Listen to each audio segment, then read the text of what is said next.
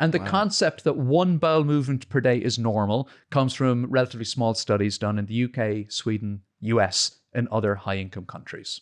Okay, so just think about that. So all of these bowel habit benchmarks are Western, are from high-income, westernized countries where we eat a standard American 50% of calories diet. ultra-processed, probably 30 to 40% animal-based foods, and less than 10% So whole some plant of the foods. most fiber-deficient populations in the world, with high rates of irritable bowel syndrome, inflammatory bowel disease, diverticular disease, colorectal cancer, and generally awful digestive health. So now we've taken our benchmark for bowel action from the countries with the worst digestive health in the world. So why shouldn't we be taking our information from other countries where people have really good digestive health?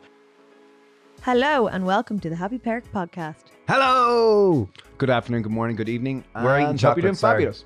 We're eating chocolate. We're sitting here eating chocolate. It's very nice. You've already eaten quite a lot of Well, chocolate you didn't today. really think it was that Well, a nice lot day. is quite relative. Well, it was Tio's birthday this morning. Well, Oh, I didn't eat cake on the beach today. Steve did. Oh, dude, Dudum came down with this lovely kind of Turkish cheesecake. And then I've got really... Vegan cheesecake. I've got into the habit of like intermittent fasting, so starting brekkie at 10 a.m. and really enjoying it, like actually waiting till I'm hungry, because so much of my life is food everywhere and you can be a bit of a glutton. And just having that boundary I find really, really good. And then this morning my wife went, "It's your son's birthday, come on." I was like, okay. And we had a bit of Turkish cheesecake, vegan cheesecake, and it was beautiful. Oh, good man. how many birthdays does Theo have now? You know, like Okay, so all my kids are different, as most children are. And most Theo, humans are. Yeah, most humans. Theo loves being the center of attention, so he could have 100 birthdays and he'd love it. It Yeah. would never be too much. It's so. literally since Saturday I've heard, oh, we're doing this for Theo's birthday. We're doing this. Lucky Theo. Yeah, so you'll have a third one tonight too. Do you know, I was just thinking there, today I think I've never talked so much about digestion in my whole life. And pooing. I think, yeah. Probably because we our- don't talk about pooing though, do we? Now? as a human race, or well, at least in Ireland we don't talk a lot about it. But In today Sweden, do they we talk certainly about have. poo much? Don't think so, but they're very practical, so maybe they kind of do in a more practical way. Like, do you? I mean, obviously you're married, both married now, so it's maybe a bit different. But like with your like initial stages of girlfriends or whatever, would you talk freely about poo and Well, no, farting and whatnot? like even there, I was saying that, like, you know, that, and this is probably a situation that most people can relate to, that you're early on in a relationship and you go to the first night over in a hotel and it's got those super skinny walls between the toilet and the bedroom. Just going to the toilet and like you feel the pipes running and you know, like it's the first night with someone that you don't really know, and like you get into the bathroom and you're lying in the toilet bowl with paper and you're like doing the kind of, how do I do a quiet poo dance? How do I do a quiet poo? And do I synchronize the flushing with the poo? Yeah. Like there's all these kind of things going on. I think everyone can relate to that. Yeah. But it's funny because it makes you think, like, hotels are generally, obviously some people do just stay in them, but like majority for us anyway, it's like, oh, it's a romantic time away, but there's nothing very romantic about that moment. You think they might design them I differently. remember we stayed in a friend Melissa Hemsley's house, and Melissa's very cool and has a wonderful house. And I remember in her toilet, she had this thing that you used to spray in before you did your poo, and it trapped the smell. Oh, I know that. And it was just like, oh my God. No, I know that in London, because she's from London. Yeah, I remember there's a name for it. It literally is like trap your poo or something like that. There's a name for it in London, because we used to have it in the office, and it's genius. It really works. There's little drops that you put in the toilet first, and it just eliminates. Or the there smell. was someone else came up with the tactic that as soon as you drop it, if you flush, the smell's gone. Like it's almost like it's almost like a golf swing that you've got to like. Anyway, you feel it. Anyway, just The for the listener there, if reason- you're feeling in any way uncomfortable, Sorry this about that. topic is about digestion. I think as a human society, we need to be willing to talk Well, about the reason this. why Yeah. I brought it up was actually, I mean, we're about to talk about digestion and many other things, by the way, so do listen. But was because we're doing a gut health revolution. Oh yeah, that's coming up. Yeah, gut health revolution. Yeah, so for anyone who's interested in the gut, as you'll find out in this podcast with Dr. Al, he's amazing. He's wonderful. And your gut is really, it is another organ within your body. It's the control center of human health in terms of energy, wellness, immune system, Hormones. like it's so central to so many various things. And at the moment, we are in a state where most people's gut are not in a healthy way. So We need a gut health revolution. we really do. And saying that, it just so happens we've got a Gut Health Revolution course starting on April the 11th. It really is. It's a 4-week course that's really putting the leading science in terms of gut health to the test. It's really making it experiential for you. It's eating a plant-based diet for 4 weeks. You can step it up or you can jump right in. One of my favorite parts of it is there's consultant gastroenterologist Dr. Al, then there's dietitian Rosie, and then we have Simone Venner, who's coming as a holistic, mindful practitioner to help, because 70% of IBS, or that's irritable bowel syndrome, which is an umbrella term, occurs due to stress. So it's kind of a very practical aspect to addressing people's digestion and improving their overall health. Yeah, so whether you have like bloating, IBS, or the other leaky gut, he even addresses all of those many things. digestive Well, there's so many things. digestive issues, but it comes down to kind of there's a bunch of lifestyle factors which you can do that greatly impact it. And this is a 4-week, really, it's a journey in terms of gut health, all things gut health. It starts April the 11th. There should be at least 1,000 people doing it, so you're doing it with lots of people. And this conversation with Dr. Al, our dear friend, is wonderful. It was we got to do it in person, so it was a real honor. And Al kind of took the gloves off. Like, Al is a friend, and we've done loads with Al over the years, but this was like, he really took the gloves off and showed his science and showed just how deep his knowledge. Short chain fatty acids. I was fascinated about that, about what they do. Much, and, there was like lots even of, down to the weight of your poo, depending on your diet, was pretty no, fascinating. that sounds, most people wouldn't be interested in that. You were fascinated with it. Yeah, but we asked you okay, earlier, did you weigh your poo? Yeah, okay, mine was sounds 1 weird. kilo. Anyway, You did weigh your breakfast though, yeah, I did. Yeah, which was 1 kilo now. 1.4. 1.4 kilos. 1.4 kg. Yeah, I was making a chia seed pudding the other day, and in a perverse sort of way, you pick it up and go, that's really heavy, and then you kind of go, I wonder how heavy it actually is. Most of it's water. Yeah, but I went and weighed it. It was 1.4 kilos. That has to come out of you at some point. I know, yeah. There you go. Typically 500 grams come out. Well, 90% is water, so. Anyway, right. Excuse our rambling around. So we give you a conversation with the wonderful consultant gastroenterologist. We haven't mentioned anything about Dr. Al. So Dr. Allen is amazing. He's a wonderful dear friend. Dr. Alan Desmond, consultant gastroenterologist. He's a glorious human. He's written a book called The Plant-Based Diet Revolution. He's been a consultant gastroenterologist for 10 years. He's Irish. And he lives in Devon, and he's class, and he's entertaining, and he's practical, and he's deadly. and we love him. Yeah, and we love him. So this podcast is with him. It's the second chat that we've had with him, and it's really enlightening if you're into gut health, which I hope you are. And without further ado, we give you a conversation with the wonderful consultant gastroenterologist, Dr. Alan Desmond. Al, amazing to have you here in person. Real, genuinely super honor. No, it's lovely. You're the fifth person we've had in person, so we don't actually know how to do this. Well, this is like the last time we did it on Zoom. I was at the hospital in a quiet room, and it's been lovely to be here. And thank God. I mean, it's 2 years since we hung out together. 2 years. It was when we did the Southwest Plant-Based Diet Challenge over in Shalden in the southwest of England. You guys came over. We went to the school. We went to, we had all that, but we didn't know what was going to happen over the next 2 years. So That was a fun dream as well. I like the way you described it this morning. We were going over to try to make Shalden into a blue zone. Yeah, that was the I dream. think we did it. I mean, we got 150 local doctors, GPs, dietitians, nutritionists. We had a school teachers. We had a firefighter, and they all went plant-based for 28 days and really enjoyed it. It was amazing. It was such a positive, lovely, vibrant experience. And of course, me being the nerdy doctor, then, I got them all to measure everything. They lost 5 kilos in body weight, dropped their blood pressure by 14 millimeters of mercury, dropped their bad cholesterol by 30%. 98% of them finished with a healthy cholesterol after 28 days. So I think we did kind of create that blue zone magic, because even now it's 2 years later, and with everything we've been through, and we talked about it last time we did the podcast together, the pandemic, I mean, people are so much more aware now of the importance of the food they eat and their diet and their lifestyle. And all of those lovely people who took part in the Southwest Plant-Based Diet Challenge experienced it for themselves and learned how to talk to their patients and clients about food. And now, even now in 2022, we have the Whole Life program with wonderful Dr. Jenny Corser and dietitians and coaches.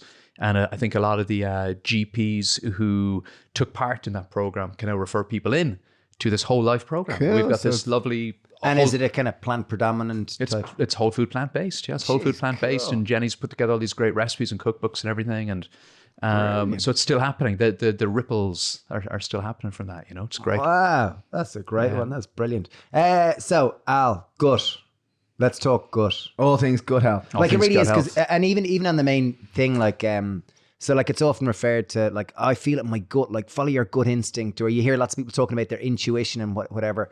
And I guess it's referred to very often as your second brain. And I wonder, building on that, so say evolutionary, our brain is kind of a fear detecting mechanism, and it's kind of a tool with which to ensure our longevity. And in my experience, the more I can live less in my brain and more in my gut, I feel more in a state of flow. I wonder, is there science relating to that? I wonder, could you also talk about why gut health matters? Well, it's just, I mean, having a healthy, functioning digestive system is just a critical trait of being a healthy human.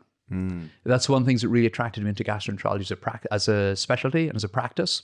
Because if you have poor digestive health, your quality of life, your overall health, and even your longevity can really be affected negatively. So as a gastroenterologist, you get to meet people who've got digestive health problems and help to make them better. And that's really powerful. It's really, really powerful. And there's so many reasons for that. I mean, number one, digestive health is the ability to enjoy food. And food is so important to us. We wake up in the morning, you're thinking, what am I going to have for breakfast? You're planning your lunch. You're on your way home from work. You're thinking, oh, what are we going to do for dinner tonight? There's so much pleasure baked So into much food. pleasure based in food. We've been up to the beach this morning. What did we Breaking do? bread. Breaking bread with porridge, and it was so social and so important. We have meals for birthdays and anniversaries and weddings and religious festivals. So food and the ability to enjoy food is really crucial on a human level.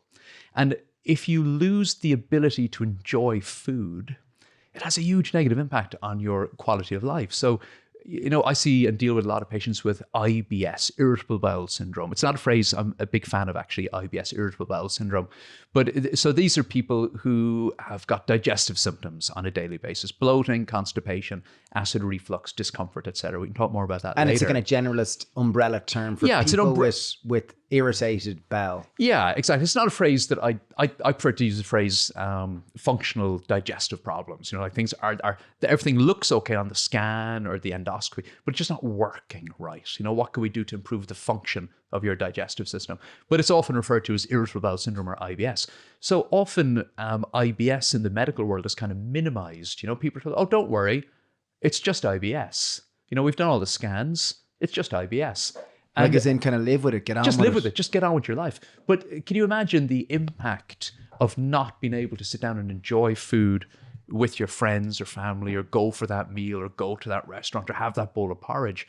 And it's hugely underestimated. I remember reading a study from the American College of Gastroenterology a couple of years ago that said that the average person with severe irritable bowel syndrome, who have been reassured, don't worry about it, just get on with your life, that the average person with IBS would give up 10 to 15 years of their life expectancy for an immediate cure. Oh my. So that's how important digestive health is to people.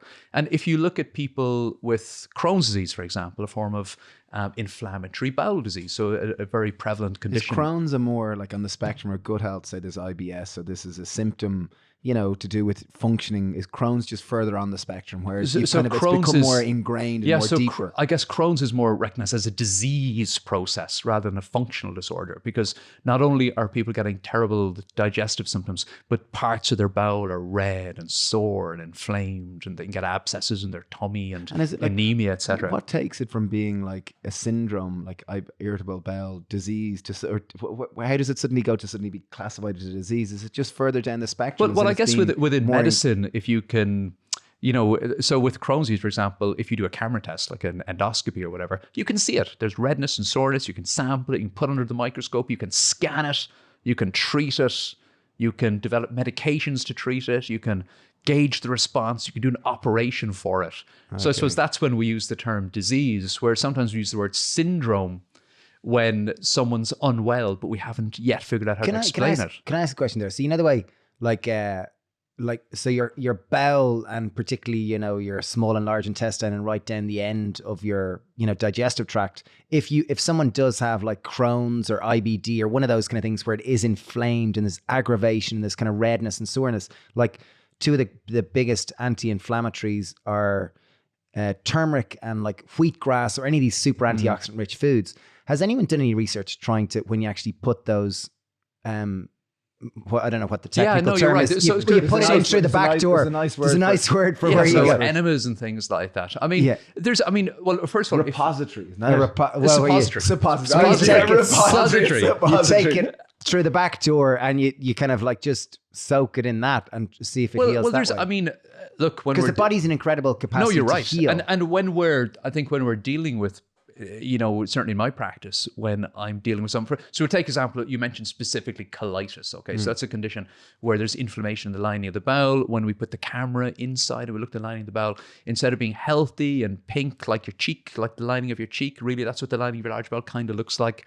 Instead of looking like that, it looks red and sore and it's got ulcers. It looks like it's been badly sunburned.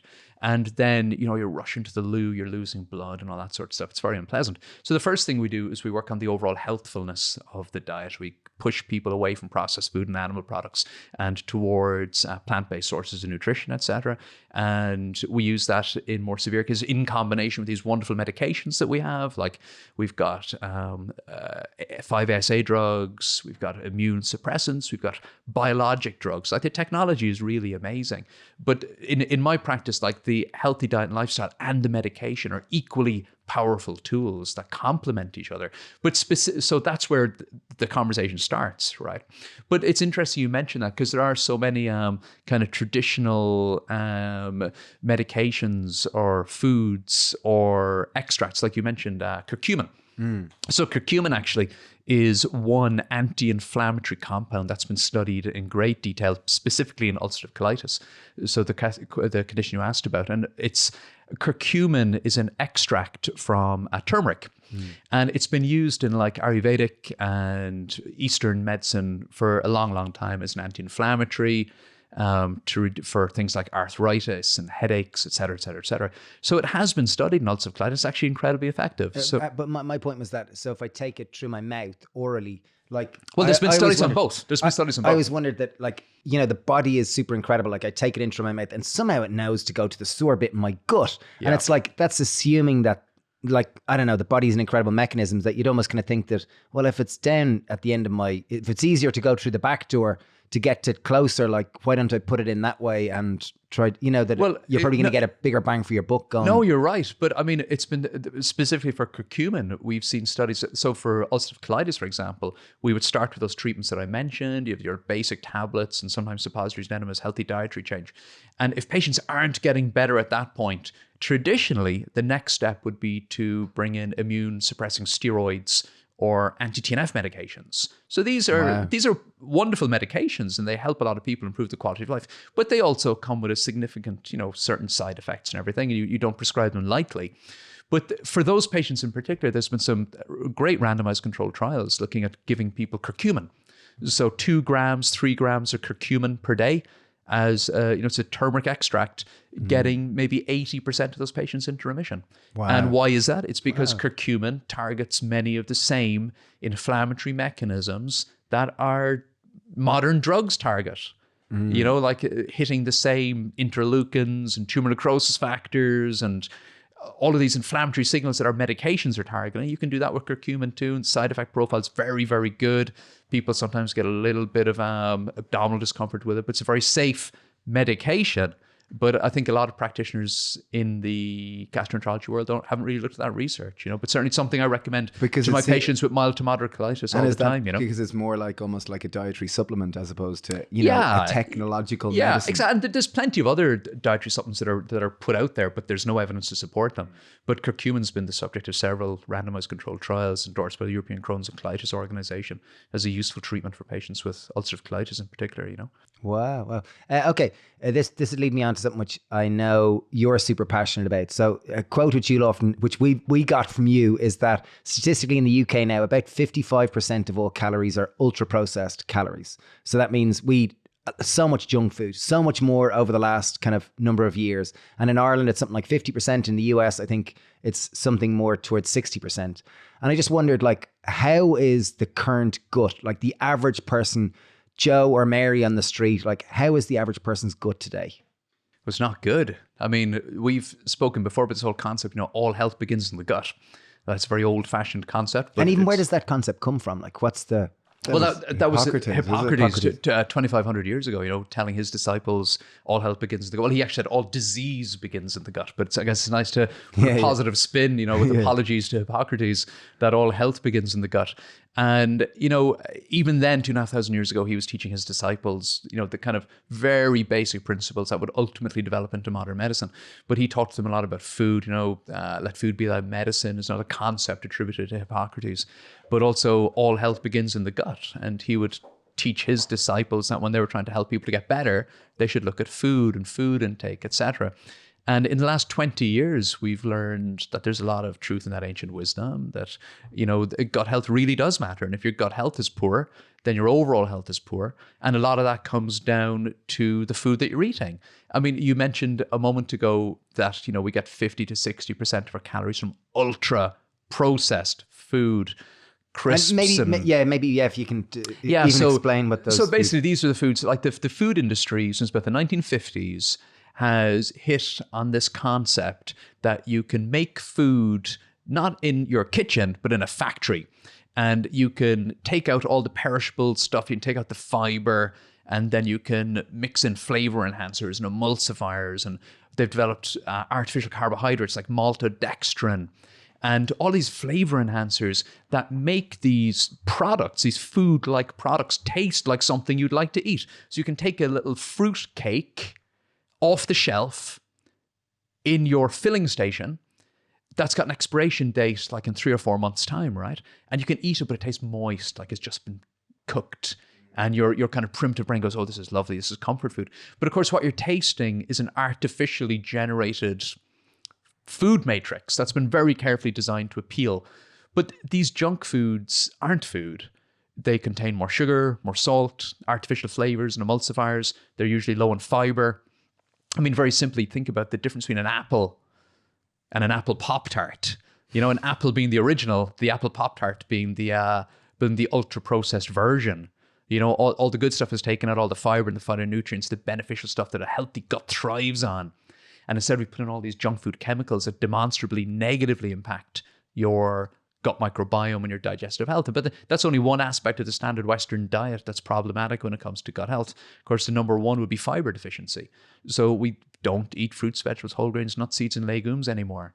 In countries like the US and the UK, Ireland, etc., those foods, which are the foods that have benefited our gut health and kept things ticking over nicely and improved human health and digestive health for generations, have become, maybe 9 to 10% of our calories. The rest of the calories coming from animal products, 100 kilos of meat per person per year, coming from saturated fats and dairy and highly processed foods. And for many people, those foods make up most of their calories. And that's not the person's fault. I'm not shaming anybody here. I'm not stigmatizing anyone here. In a way, I'm kind of shaming and stigmatizing the system. That's where our food systems have led us in order to make these kind of cheap, shelf-stable foods that are easier to manufacture, easier to ship, easier to put on the shelf and leave there. Easier to make profit. And what's the result? Because we're eating the standard Western high meat, high dairy, high processed food, high ultra-processed food, low plant, low fiber diet. Our digestive systems have never seen anything like this in history. Humans have been around for 100,000 years. And people can argue about whether ancient humans were hunter-gatherers or gatherer-hunters or plant-based apes or whatever. We'll never know, okay?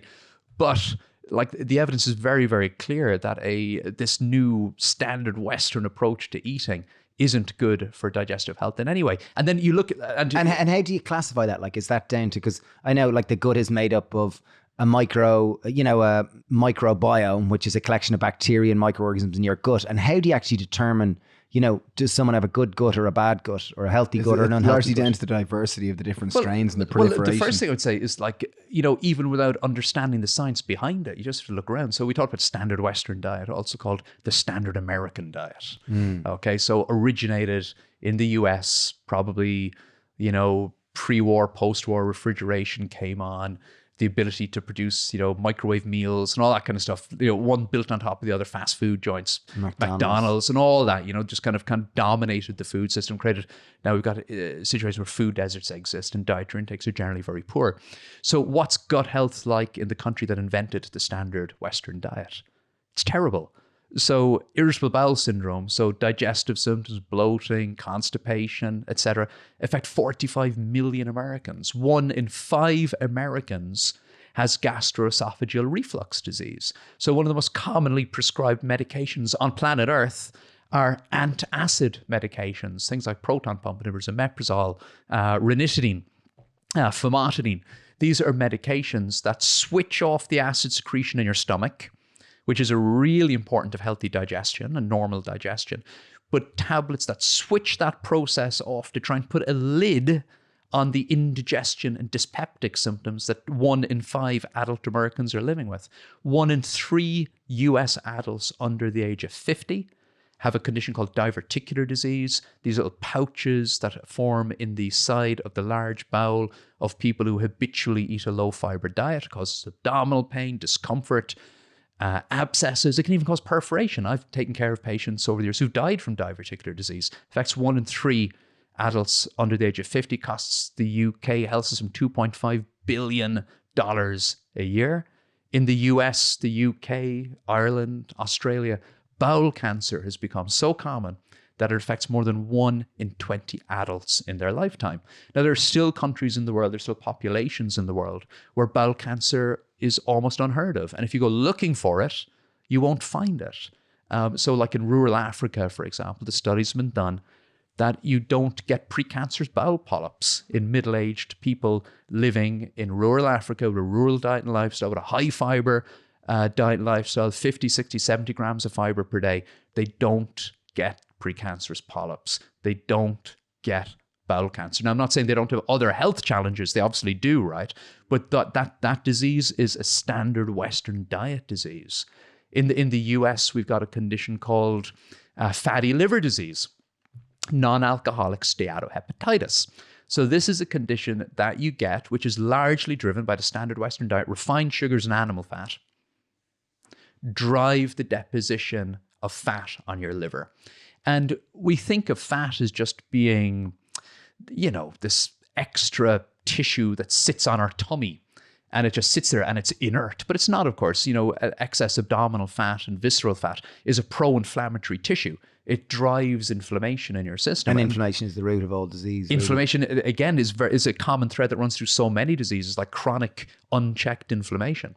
So if you've got fatty liver disease, you run a risk of developing hepatitis, really, an inflammation of the liver that we call non-alcoholic steatohepatitis, which affects about, NAFLD, fatty liver disease, affects about 100 million Americans now. I think It affects about 1 in 4 adults under the age of 50 in the UK. And it's become one of the leading causes of chronic liver disease. One of the main reasons now for people needing a liver transplant, where in countries like the UK or in the US, we've always associated with excess alcohol, right? People they drink too much alcohol, they get cirrhosis, and they end up needing a liver transplant, right? But one of the leading causes of needing a liver transplant now isn't alcohol anymore, although it's still up there, obviously. It's non-alcoholic fatty liver disease, which is largely driven by a standard Western diet. So, which is animal-based foods and refined processed foods. Refined, saturated fat, animal protein, low fiber, highly processed foods, low plant intake, low fiber intake. And of course, low fiber intake is just a proxy for low vitamin C intake, vitamin A, vitamin E, phytonutrients, antioxidants, and all the other stuff that goes with the plant fiber. Because you can only get those beneficial compounds by filling your plates with the same foods that our digestive systems have been working on digesting through the history of the human race, the fruits and the vegetables, the whole grains, the legumes, the nuts and the seeds. And you've probably had a lot I know you have, because I listened to the podcast. You've had a lot of people on talking about other aspects of health that are benefited by eating this time. It's the same answer. It's the same approach to food, like eating like the healthiest people in the world is eating like that. And as a gastroenterologist who deals with the sharp end of these conditions all the time, takes care of people who are really suffering. Their digestive health is really suffering, either from a life-threatening condition, like some of the things we've discussed already, or just, conditions like acid reflux or bloating or IBS that's really negatively impacting their quality of life. I mean, when your patient says to you, well, how should I eat? What foods do you recommend? When you go and you look at the evidence, and the same signals are coming through, whether it's preventing fatty liver disease or reversing fatty liver disease, whether it's preventing colorectal cancer, whether it's preventing bowel polyps, whether it's, reducing your risk of developing Crohn's disease, reducing your risk of developing diverticular disease, it just comes back to the same thing. Healthy, unprocessed plants in variety. Ditch the junk. Ditch the dairy. Milk is for babies. Animal products are optional. Should make up a small amount of your food. If you're eating red meat, the safest amount to eat, probably none. But you could probably get away with having maybe red meat once every couple of weeks. But you should always view it as optional. And on that day, when you have that piece of red meat as a maybe once a month treat, just remember that even on that day, if you had a bean casserole instead of a beef casserole, you're still making a healthier choice on that given day. So a whole food plant-based diet, which is, the way that I ask my patients to move towards, ticks all the right boxes for excellent gut health, So that's really, as a gastroenterologist, that's what's led me here. That's why I'm sitting here recording this podcast with you guys, Geez, amazing. Almost frightening to hear just the impact that the modern diet is having on people's gut health and society at large. One thing comes up with that is when you spoke about one of the most predominant medications is acid reflux. Like, what is the need for that reflux? Like, what function does it have? If I eat food and acid naturally is secreted to break down, typically, Hydrochloric acid. yeah, which will secrete and break down foods. And then that reflux, what function does that have, and what does the suppression of it lead to? Just curious for someone listening who uses it a lot and is kind of going, oh, I take them lots. What happens here? And why? There are certain medical conditions where we do recommend staying on those medications. Okay, so if you have a thing called Barrett's esophagus in particular, or precancerous changes in your esophagus, then those medications on balance will benefit you. And there are lots of people for whom without those medications, their quality of life would be very poor indeed. Okay, so I'm not railing against them and I prescribe them, but I think they should always be prescribed with healthy diet and lifestyle advice so that you can reduce your need for those medications. And maybe instead of using them every day, have them every other day.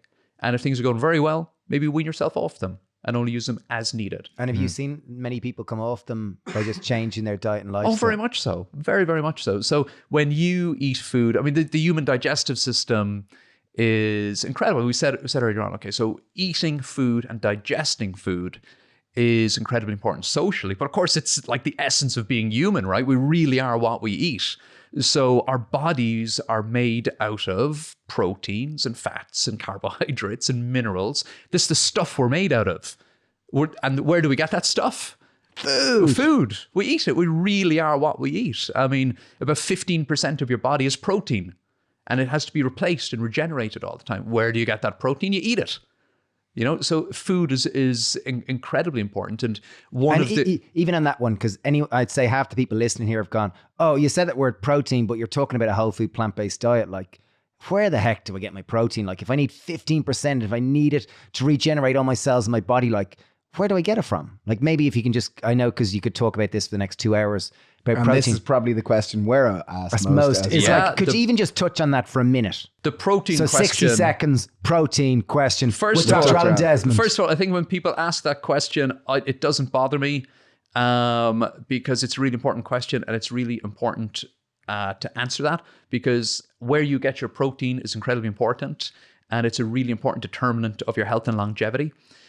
So where do I get my protein is incredibly important. And if you get your protein from plants, statistically, you're going to have a healthier life with less risk of common diseases, including Crohn's, colitis, bowel cancer, heart disease.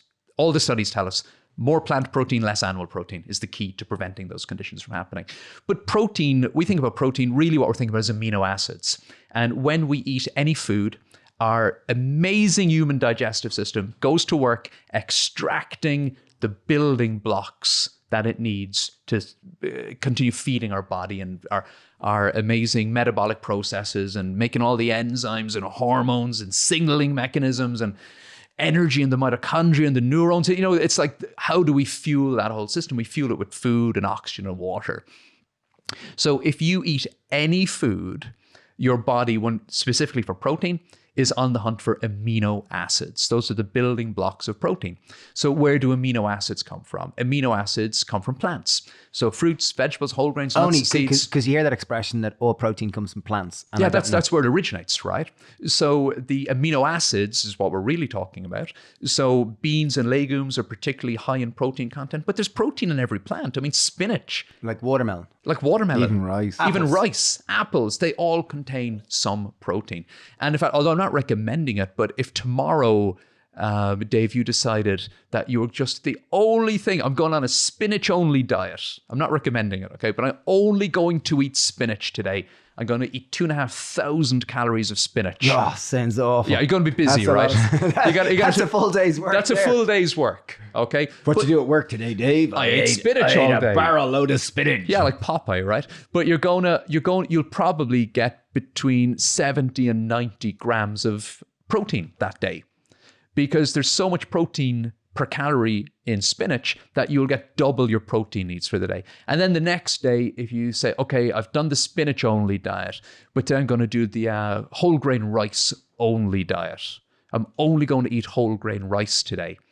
You probably get about 60 or 70 grams of protein that day if you eat sufficient calories. And then the next day you say, okay, I'm only going to eat lentils today. I'm going to do a lentil only day. You probably get about 110 if you eat 2,500 calories, which is what you need. You're a growing boy, fit and active. I think I need 3,300. 3,300. Yeah, right. Thing. Yeah, exactly. But you're going to get about 100 grams of protein that day. But of course, and how much does the the average person will need about maybe 60 grams of protein per day. So you're going to be eating more protein than you need. Okay. Wow. But I've talked about spinach day, lentil day, rice day. But of course, you don't eat like that, but you do eat spinach and rice and lentils and kale and sweet potatoes and mangoes. And all of these foods contain various amounts of protein.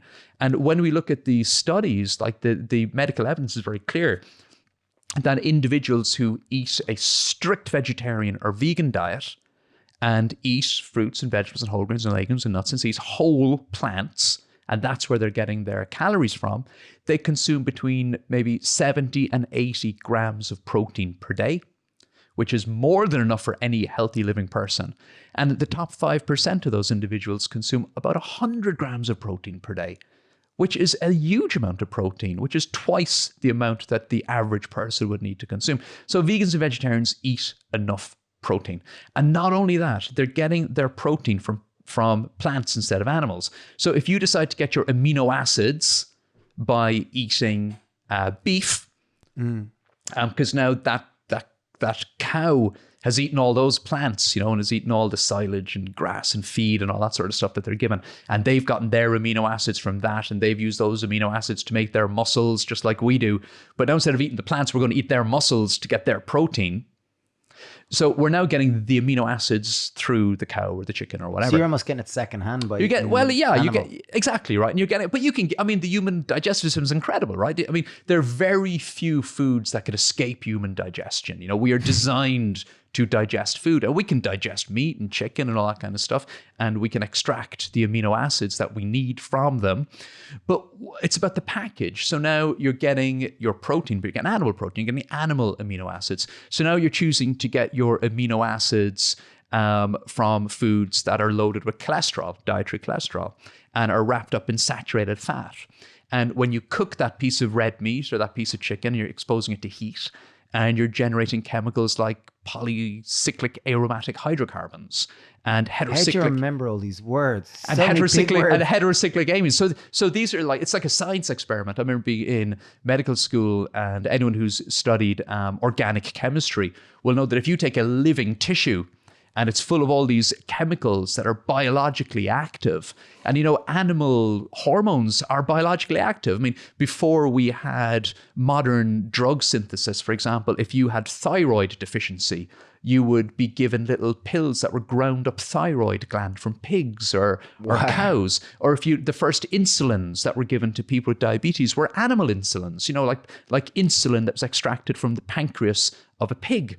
So because we're so genetically close to these animals that we eat, the substances, the biologically active compounds that are in those animal products are actually, they interact very nicely with human tissue and human biological systems. So if you take a piece of meat or a piece of chicken or whatever, and you expose it to that kind of heat, it's like a science experiment. You're putting energy into the system. You're generating these new biologically active compounds, including PAHs and HCAs, which when we intake them, they're pro-inflammatory, they're pro-oxidative, they age us, they cause damage. Where you're also getting your protein wrapped up with heme iron.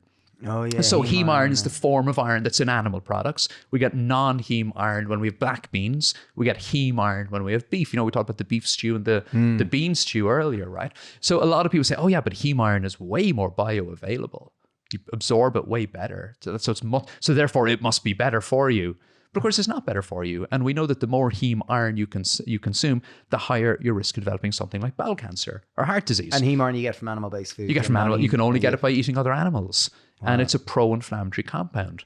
And just because it's got more in the lab, it's more bioavailable. People will use that as an argument towards eating meat. And the meat industry will say, oh yeah, we got bioavailable iron. You say, yeah, but don't you know that studies show that the more of that iron that you consume, the more likely you are to have an illness. Or including bowel cancer, etc. And then you're getting your protein wrapped up with other chemicals like sodium nitrites and nitrates that naturally occur in meat and are added to processed meats to make them look pink.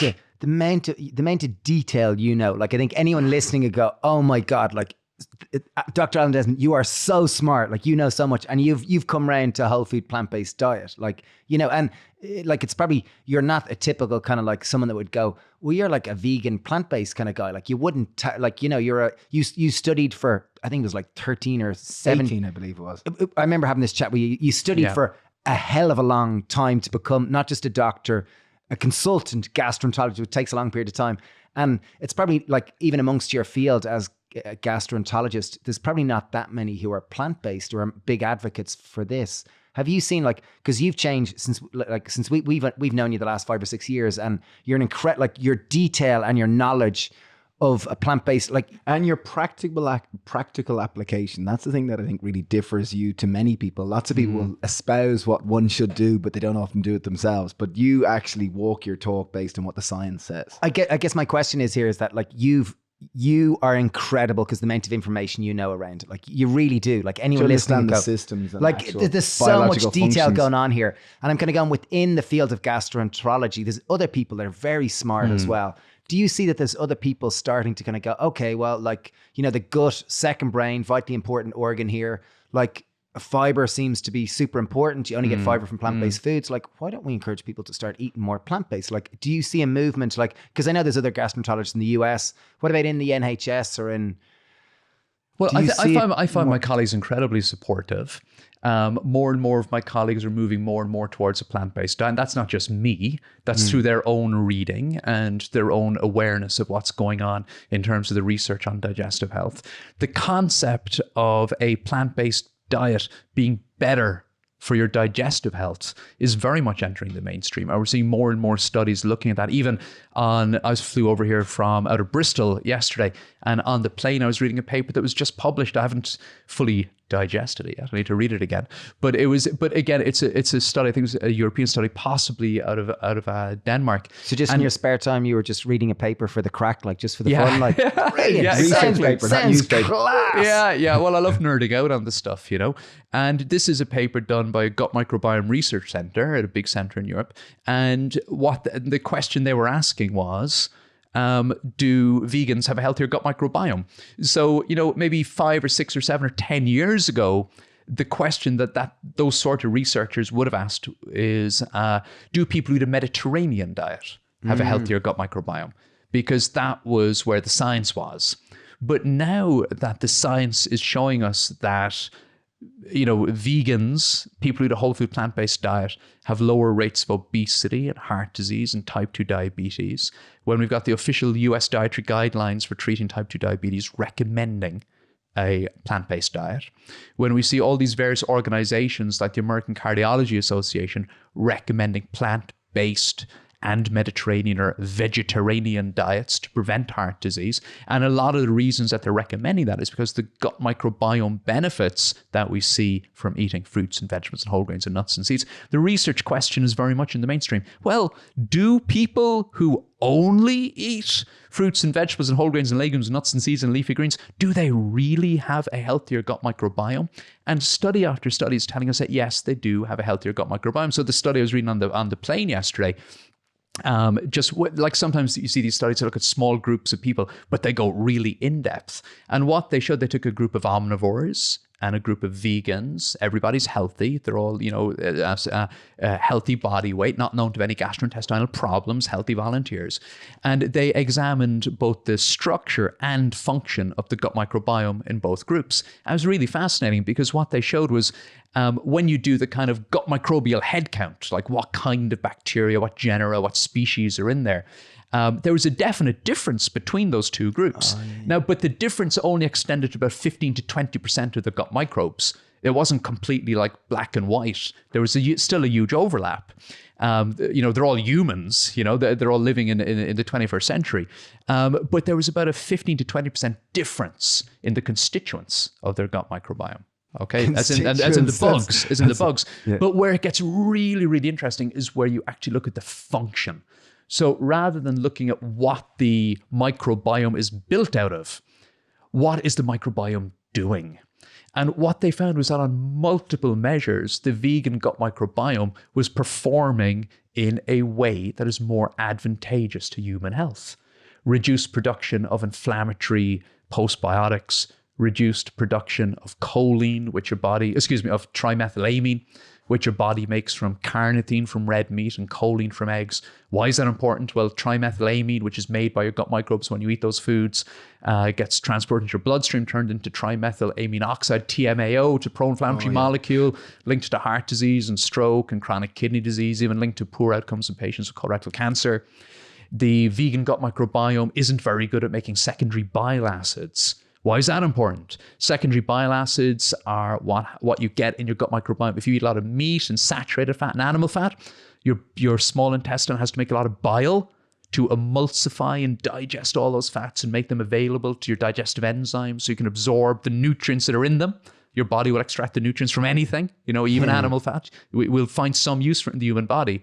But what happens is then you get all this bile delivered to the gut microbiome. So now you're feeding the gut microbes that feast on bile.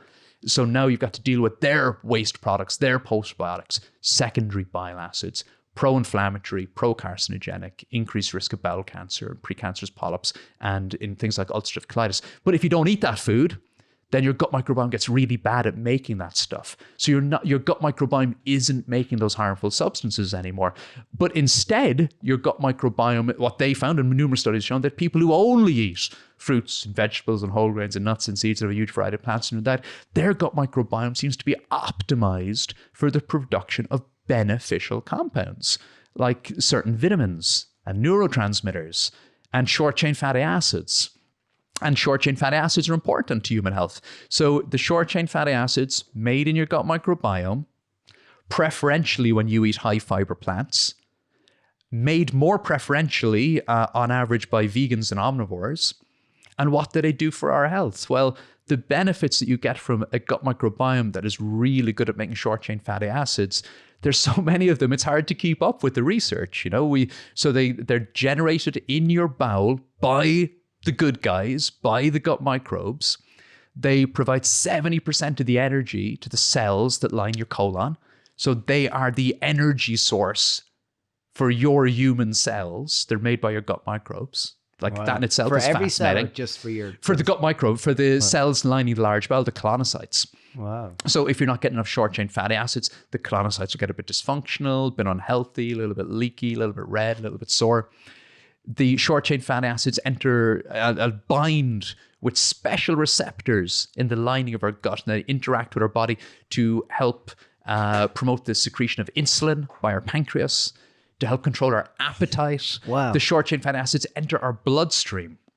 So they move around our body. Again, this stuff is made by your gut Lot of microbes, detail, right? And Alan. even just to bring it back up there, because even for me, there's so much information here. I'm kind of going, so for anyone who's listening and kind of going, okay, microbiome, it's a collection of bacteria and organisms. I know myself that it's supposedly about 2 kg, like that's 2 kilos.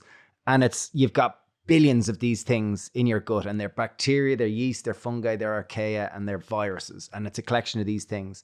And like from what you've said so far, so there's fiber, which you only get from plant-based foods, is vitally important for the health of these bacteria. Could you talk about like just even the top line for anyone who's listening about what is the microbiome?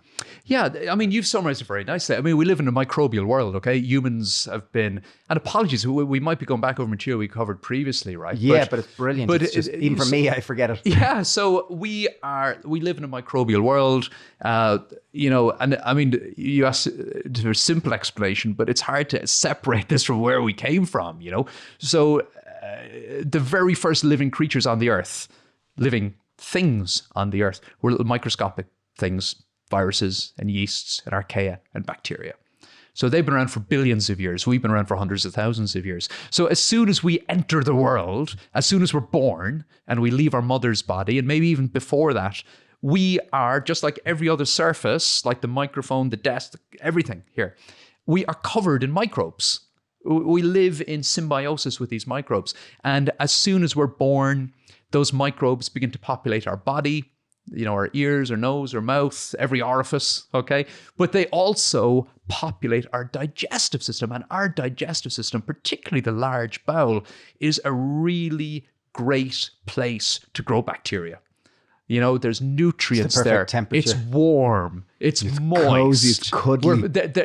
If several times a day someone sends some food down the pipe, So it's like a really good place to grow microbes. It's almost like, the way when you're on holidays in a hot country, not like Ireland, in the middle of summer, and it's really hot, say, for example, Italy, and there's some kind of stagnant water. And it seems like it's 35 degrees, the stagnant water. I remember you talking about when you went to the rainforest in Borneo. Oh my or God. even in Central America, walking through it and just going, it felt like the air was alive. Like it was just there's like there were things everywhere. They were growing out of your feet, there was things growing off you, like it was just because it was so hot and temperate and almost that's like our large intestine. But what you're describing there is a human's natural environment. I mean, those are the environments that humans evolved in, right? Equatorial, lush, green moist areas where we're in nature. That's where humans evolved, right? So, I mean, but even if you want to make like a sourdough starter, what do? You mix some flour and water, and you just leave it out on the counter, don't you? And it'll pick up microbes. It'll pick up yeast, and it'll begin to even bubble. the yeast that are on the surface of the flour will just start to consume Will start the to sugars work. in it. So what you're saying, that's us. That's us. We're like an open jar. So you know the way you go around, like, and it probably the best example for our generation, where Alan's 43 or 44, something like that. You're something like that anyway. You're a similar generation to us anyway, where we remember Friends, that TV show where there was Monica with Friends. She was just so into cleaning and sterilizing and whatnot. And like, really, that's kind of like, if we live in a microbial world where there's bacteria everywhere, like no amount of spraying things and cleaning surfaces is going to really make us clean, because there's bacteria everywhere we go. It's just baked into life. Very much so, yeah. But I mean, if you live in a kind of a natural environment, like you were describing the jungle of Costa Rica or whatever, there's no doubt that people who live in rural environments have a more diverse gut microbiome than people who live in sanitized environments. And we can even look at that generationally. If you lived in rural Costa Rica and then you moved to Dublin City, by the time your grandchildren grow up in Dublin City, their gut microbiomes will look like someone who's grown up in Dublin City. There'll be less diversity, less resilience. And is that part of the because the way now there's 50% of, for the first time ever in the last kind of decade, more than 50% of people live in urban environments than they do in rural environments. That must be having a massive effect on the collective human microbiome. It is, yeah. And I mean, it's difficult to quantify the effect that it has on human health, but certainly for gut microbiome researchers, it is fascinating, right? Because it's just one more aspect of how we're getting further away from our natural environments. I mean, humans evolved in natural environments. We're part of our natural environment, and now where do we live? We get up in the morning, we have a shower, we freshen up, we put on clean clothes, we hop in the car, go into the office, like you guys. I mean, you guys get down to the beach every morning. You're in the natural environment every single day, right? And you make an effort to get out into natural environments. But even you guys who are like poster boys for pushing back against the standard Western approach, we're going to spend several hours here in this we clean, spend hours every day on laptops and screens or whatever. So it does. And I mean, one of the things that we often talk to people, like we covered on the Gut Health Revolution online course as well, is spending time in natural environments. It's not just about food, it's also about other behaviors. So spending time in natural environments, we know all the science showing how that reduces stress, reduces cortisol levels, etc., but also benefits our gut microbes, because that's where we get our gut microbes. They come from a natural environment. And as little babies, when we're just born, having a healthy gut microbiome is really, really important. And when we get that first human touch, a little breath of air, we get that first cuddle, the microbes begin to populate our digestive system almost immediately. And breast milk and colostrum, those first little sips of food, sure, they contain calories, which are really important for that little baby to grow their brain and all those other amazing things that babies do. But it also contains prebiotics. So soluble fiber to feed and bring on and help the development of the microbes that are beginning to populate our digestive system, the beginning to form our human gut microbiome. And we know that as little babies, the microbiome helps the delicate immune system of the gut to develop, helps the capillary blood supply to the bowel, which is crucially important for the health of our digestive system, its ability to absorb nutrients, helps that to develop. And, it's crucial to the development of a healthy digestive system and a healthy human body. But of course, that might sound like, wow, it's amazing. But it shouldn't surprise anyone, because we live in a microbial world where most people we're symbiotic. We're symbiotic. When the very first cell appeared on this planet that would eventually give rise to all of humanity, I don't know what that was. Amoeba or something. That little amoeba or something. Protozoa. It was part of the planet's microbiome, and it was surrounded by viruses and yeasts and archaea. And we're still carrying those bugs with us. They're with us they've been with us every step of the evolutionary pathway. And they influence us. We've a huge belief in modern day society. We celebrate the individually. We have this concept of human agency and this sense of free will. And at the same time, we're fully interdependent on these microorganisms that exist in our large intestine, and they dictate a huge amount of how we feel, of what foods we crave, and dictate our actions in so many different ways. And that sometimes I question, is our agency as great as we tend to believe? What we think. I remember a few years ago, you guys asked me to do a blog for the website and stuff, and it was like, can you give some evidence-based tips for a healthy gut microbiome? And I said, okay, I'll go and find some evidence-based tips, and I just summarize them nice and neatly. And it's, eat a varied plant-based diet, spend time in nature, exercise, sleep, avoid unnecessary medications, right? And we could, for each one of those, there's plenty of evidence to support all of those things, that these are things that benefit our gut microbiome. But of course, those 5 tips for a healthy gut microbiome could be the 5 tips for a happy, healthy life, couldn't they? 5 tips for heart health. 5 tips for heart health, 5 tips for mental health, 5 tips for gut microbial health, 5 tips for neurological health, 5 tips to prevent dementia. It's, these very, very simple practices, but we're just one big system. So people often ask, what's the best diet? I mean, I was speaking to Jim Loomis recently, Dr. Jim Loomis, wonderful doctor who works in sports performance. He's worked with some big NFL clubs in the US and helped them to dial their diet in for athletic performance. And so what's the optimal diet for athletic performance? It's 70% starchy carbohydrates, plenty of antioxidants and phytonutrients to help recovery and, improve resilience and maintain your athletic performance. It's the same approach really is quite optimal for digestive health, heart health, et cetera, et cetera, et cetera. So it's, and gut microbiome health. Surprise, surprise. So linked. And can I say mine is just a comment. It's not a question. I'm just going to make this comment and then you can say We're both getting excited. Sorry. Because even you said the word like the Earth's microbiome. You said the Earth's microbiome, and then you some people listening might be going, okay, microbiome, I've got a microbiome, but like the earth is a microbiome. And it's kind of like, I guess my point is, because it's not a question, because I know Stephen's going to ask a question now and I'm not allowed to ask one. Thank you, is David. That, so there is one microbiome, and we have a part of it. We are almost like separate little cells of the earth's microbiome. And like we live in a bacterial diverse world. And as you said, the bacteria thrive in natural environments because that's where there's loads of bacteria. And we're in sterile environments, our little core, we're almost like little nodes. We're almost like little nodes of the greater Earth's microbiome. And we're all, the more time we can spend, the Wi-Fi or the signal is better when we're out in nature because we're connected to all these other little information sources. But when we're separated out in an apartment in the middle of a city, our microbiome doesn't thrive as much. So good comment, Dave. Thanks, Steve. Okay, and this question, I believe there's no necessarily answer, but I just wanted to kind of go out there. Okay, so I think I remember you talking about the American Gut Project that was found one of the single biggest thing you can do to improve your gut health was to eat a plant-based diet. And the second part was to eat it diverse, and the magic number being 30. And just for anyone... At least 30 different varieties of fruit and veg per week. But showing those other factors such as spending time outside, being around different animals, about sleep, about avoiding stress, about... And this might sound strange, but not washing as much. I remember listening to another consultant gastroenterologist talk about it, and she mentioned that she found out that she was washing too much, and through washing too much, she was reducing her bacteria biodiversity, and as a result, her immune system wasn't as strong, and she didn't thrive as much. That's Stephen's excuse why he doesn't wash as much as other people. Okay. I'm not saying he doesn't wash enough. That's his latest excuse. Yeah, exactly. But I just wonder, over that spectrum of things there, I think I mentioned about 6 or 7 different things. Each one is a different entry point into health at different ways. Is there any one? Obviously, food is probably the most prolific and the strongest and have the biggest impact straight away.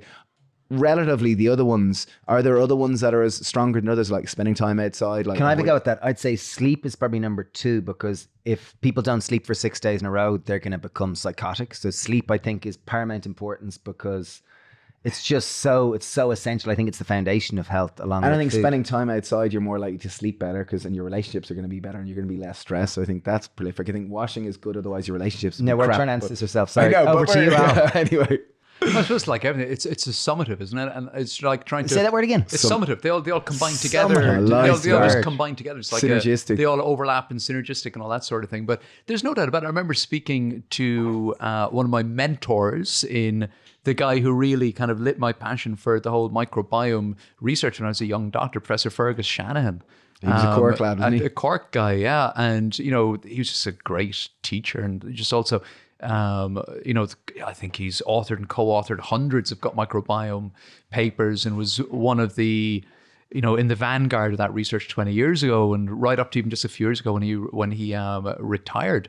But I was talking to him recently, and we were just kind of checking in. He'd actually put a book out, and my book was out. We were just chatting about that. We hadn't spoken for a few years, and he said, Alan, the top 3 determinants of gut microbiome health are food, and food.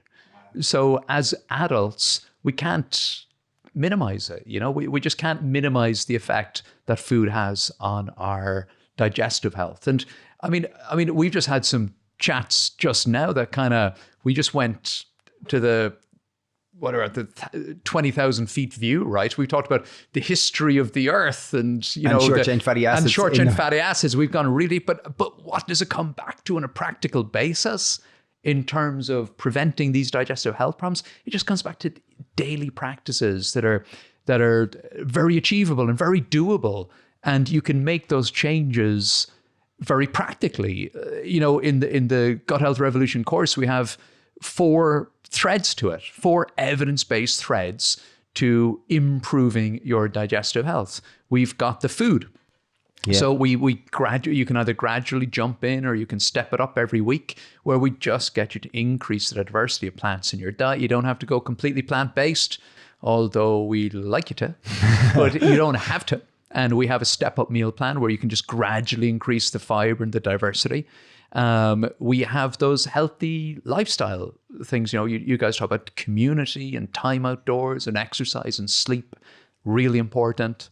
We've got the knowledge component. So that's the third component. Me and the amazing Rosie Martin just answering all those questions. What is SIBO? Do I need to worry about lectins? Maybe just talk about SIBO there, because I know that's I quite will. topical. We'll come back to it. Okay. And then the fourth thread is mindfulness. And that's and mindfulness with Simone. Because you made us so we had a course called Happy Gut, which we ran for 4 years, maybe 5 years or something. And with Dr. Allen. With Dr. Allen, and we had more than 25,000 people through it. So we had loads of people through it, and it was really, really wonderful. And then we kind of changed it and we readdressed and we put all the learnings from that, and we created a course called Gut Health Revolution. And in this one, you kind of insisted that we had a mindfulness aspect. Could you talk about why the importance and why stress is so damaging to our microbiome? Well, it's damaging to our digestive health in general, and our overall health.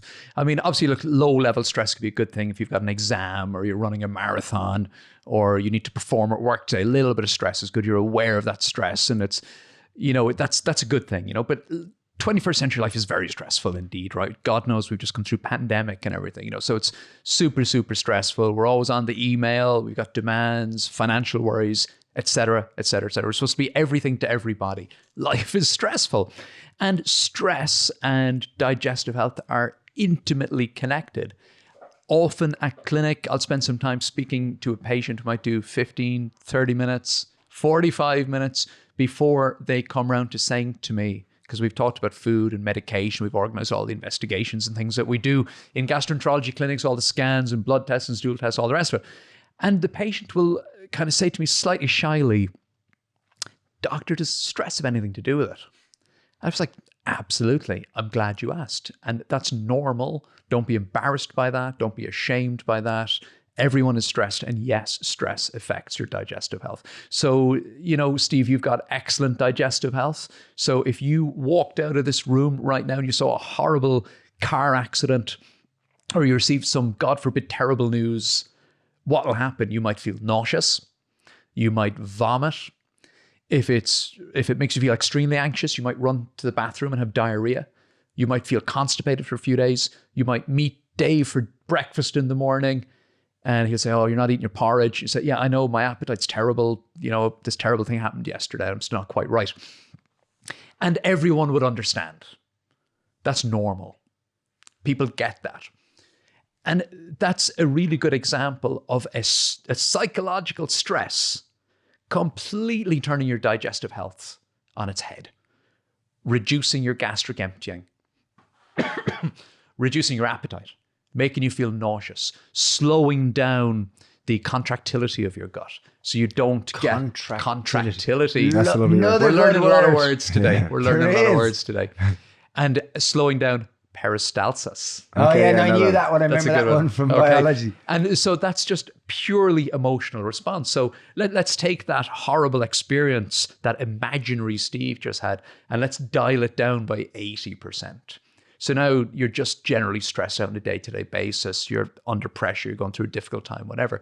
Those same changes happen. So gastric emptying gets slowed, which changes the environment within your digestive tract, which changes how you enjoy food, which means you're going to eat a little bit differently. So now the environment that's provided to your gut microbiome is a little bit different. You'll have shifts in your gut microbial population. You won't be pooping so often because now you're eating less healthy foods and your gut contractility has been reduced by all of this stress. So it's very, very linked. And if you don't solve that stress, I sometimes say to patients when they ask me that question, I'm glad you asked that question. Are you stressed? Have you been going through a stressful period? And they'll say, well, yes, we're selling our house, or I've just gotten divorced, or, I lost my parent, or, I'm caring for my kid who's got special needs. I mean, this is real life, And I will often say to them, well, look, I'm glad you asked that question because we're going to do some stuff for your tummy. But really, if we don't sort out your head, we're not going to sort out your tummy. So we need to find a way that is going to help you to reduce that anxiety and stress. And it can be incredibly powerful. And there's been numerous studies on the benefits. We talked earlier about the concept of IBS, irritable bowel syndrome, and how people find it so debilitating that they would give up a decade of their lifespan to get rid of it. If they could. It's incredibly debilitating. So there was a nice study done last year where they used a mindfulness meditation for patients with this IBS diagnosis. And what they found is that 70%, all the prescription here wasn't food, it wasn't medication or anything. It was just a mindfulness stress reduction course. So they put these individuals on a pretty achievable mindfulness course. I think about 10 or 15 minutes of meditation per day. And 70% of the individuals found that their digestive health improved and that their symptoms reduced. And they got greater insight into how they responded to stress and how that manifested as tummy symptoms, and the concepts of being present and reacting and responding and getting insight in how to react and respond to stress were significantly shown to really improve digestive health. So based on my own clinical experience, based on the research that's out there, when we put the course together, and this was the thing where we kind of moved forward from the Happy Gut course, because as you know, the Happy Gut course was solely focused on food. It was food. But on this course, we not only do with the food, we have the lifestyle stuff, but we had to have the mindfulness in there as well. We needed to have some component in there so that people who are doing the Gut Health Revolution course with the goal of improving their digestive health, that if they are someone who identifies that they are stressed, then they have that component in there as well, because it really works. We sometimes call it calming the gut-brain axis. Yeah. And it can be incredibly powerful. Very good. Wow. Yeah, because stress is something that's not often linked or even associated with gut health. But it is once you say it there in terms of the emotional, you know, that when you say, oh, I've lost my appetite due to it, like, then it makes it far easier. But that's also entering the mainstream in gastroenterology, thank goodness, and I think a lot of, around in the UK in particular, a lot of clinics for patients with digestive health problems will use stress screening. So when you turn up at the clinic, you'll do a questionnaire that measures how stressed you are in your personal life, and then hopefully point you towards some resources. It almost seems like, the word gastroenterologist, like it almost seems microbiomologist sounds more cutting edge now, because microbiome seems hotter and more cool and on trend, whereas gastroenterology sounds different. Just doesn't sound as cool. I'm very proud of my title as a gastroenterologist. Listen, I think you're fucking great, Al. I think you're amazing. I worked very hard for this title. I know you did. How many years was it again, study? Well, it takes a long time to become a qualified doctor. I mean, that's the same for any health professional, So I went to med school in 1995, graduated in 2001. Then so was 6 years to become a doctor. Yeah, and then 2001 to 2012. To train up to be a gastroenterologist. So 11 years and 10 years practicing as a gastroenterologist. But I'm still learning every day. Like I said, I was reading 17 years. I was reading a research paper on the plane flying over here, like the learning never stops, Wow. Yeah, it really is amazing. Okay, we've got a couple of rapid fire questions here for you, because I know, let's say this one can be rapid fire. Okay, SIBO. SIBO seems to be quite trendy. I've heard it kicked around a fair bit. And I'm just wondering... What does the acronym SIBO stand for? And what does it mean? Small intestine bacterial overgrowth. Very Small intestinal bacterial overgrowth. Yeah. So I know that anyway, which I imagine it's something to do with, like, yeasts, because you often hear of candida, these kind of things. Is it anything to do with that? Not really. Not good really. Effort, different issue, but listen, good. Close. I'm having a punt at it. Maybe, it may well, there's a bit of overlap there. So I guess that's something that we're hearing a lot about in the digestive health world. And it's an entity that we've known about in gastroenterology for maybe 10 years or so. I think it's being misrepresented a little bit. Sometimes in social media, I'd see SIBO being put forward as the source of all problems. I get a lot of patients who come to see me with fairly profound digestive health symptoms who need a workup. They need to be checked out. But they've come to me firmly believing that the only thing that could possibly be wrong with them is this condition called SIBO. So we talked earlier about our gut microbiome, which largely lives in our colon. The gut microbiome is very microbial. The colon is very gut microbial rich environment. It's home to trillions and trillions of microbes. And as those microbes ferment and digest food to make the short chain fatty acids and the other postbiotics, it generates gas and liquid and postbiotic substances. Now, our large bowel is ready for that. The colon has evolved to cope with that. It's part of its function within the human body. It's used to being one of the most microbial rich environments known on the planet, as well as right? Soil, isn't soil kind of just as like proper? Soil is meant to be one of the only other places in the planet which is just as microbially rich as the human large intestine, or other animals' large intestines. What happens if you plant a human? No, but the thing is, the small intestine. The small intestine, which is the part of the digestive tract which is further up, it links like your stomach to your large bowel. It's about 12 feet long, and it's a narrow, long tube. It's got a completely different mission in life. So that's where you do your absorption of nutrients predominantly. That's where bile mixes with the food to emulsify it. That's where you absorb your iron So that's and where your you turn folate. food into you. Yeah, That's where exactly. That's the where food is turned that's into where you. the majority of the absorption occurs. So that's the small intestine's function in life. Okay, Basically. Absorption, yeah. And it's also got a different ecosystem, a different microbial ecosystem. It's got far fewer bacteria and viruses and yeast. It's got like substantially by order of magnitudes fewer bacteria living in it. So the concept of small intestinal bacterial overgrowth is that the small intestinal gut microbiome begins to behave like the colon's microbiome. Okay. So that the Colon, you're microbes- referring to the large as the intestine. large bowel. Yeah. So for some reason, the bugs in your small bowel get disturbed or perturbed, and the wrong sort of bugs begin to grow there, or too many of the wrong sorts of bugs start to grow there. So now you've got fermentation and postbiotics and gas production and fluid production going on in the small bowel, which isn't geared up for that. And what does that cause? It causes bloating, abdominal distension. In severe cases, it can interfere with the absorption of nutrients. It can cause weight loss. It can even cause maybe inflammatory changes or permeability changes in the small bowel that are, have a negative impact on human health. So that's the concept of small intestinal bacterial overgrowth. Now, most gastroenterologists recognize that small intestinal bacterial overgrowth can be a problem, but we don't really consider it being a disease in and of itself. It's more like a sign of a problem. So we generally, when we see someone who we think they may have SIBO, how do we deal with it? Well, some of the things that can predispose to it can be long-term medication use that can interfere with healthy gut colonization function. So, if you're taking a lot of opiate painkillers, codeine, anything that can constipate you, painkillers that constipate you were used a lot in the 21st century. Things like codeine and opiates and fentanyl and morphine and MS-Contin and all those things. They slow down your gut function. They can predispose you to gut microbiome problems like SIBO.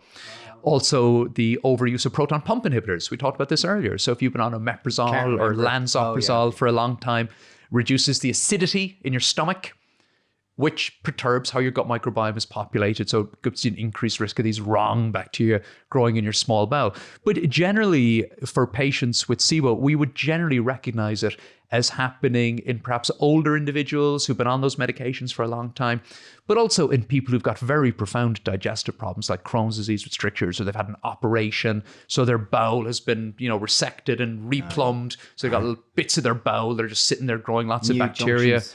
And if we suspect someone has it, we'll do a history and a workup. We'll check for Crohn's disease, celiac disease, and diabetes, etc. But sometimes we do use certain antibiotics to try and push that gut microbiome back in a favorable direction.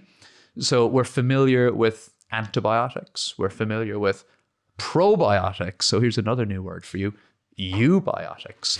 So a I thought you were medication. going to say prebiotics there, and I was like, no, I know. I know that one. You know that one. Fiber and prebiotics. I almost think of a eubiotic like the U-bend in a toilet. It's pushing it down the toilet, and that's it. In essence, this eubiotic is to push the excess growth of bacteria from the small intestine down into the large intestine or into the colon. Push it. That's a good analogy, actually. But when you say about eubiosis, we're trying to push things. But everybody poos. Everybody poos. I mean, Maybe we should talk about we're that. talking Yeah, about that's what I wanna go to next. poop here, right?